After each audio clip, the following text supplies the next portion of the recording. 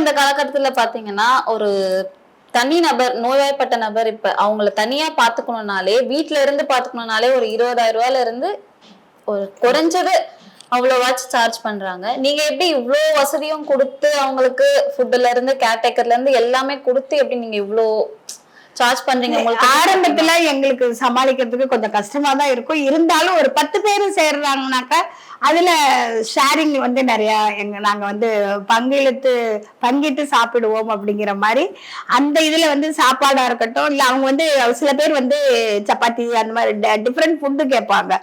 அதெல்லாம் நம்ம நிறைவுபடுத்தணும். பொதுவா வந்து நோய்வாய்ப்பட்ட சீனியர் சிட்டிசன்ஸ்கெல்லாம் வந்து அவங்க வந்து டாக்டர் வந்து சிலதெல்லாம் பிரிஸ்கிரிப்ஷன் கொடுத்துருப்பாங்க.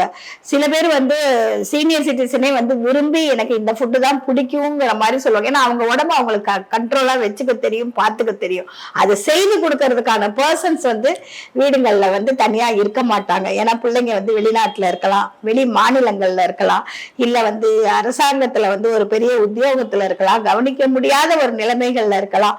நான் வந்து என்னை கவனிச்சுக்கிறேன் அப்படிங்கிற மாதிரி அவங்களுக்கு அந்த தைரியம், தன்னம்பிக்கை இதெல்லாம் நம்ம கொடுத்து அவங்களுக்கு என்ன தேவைகளோ அந்த தேவைகளை நாங்க வந்து அவங்களை தேடல்ல விடாம நாங்க வந்து பார்த்து செய்வோம்.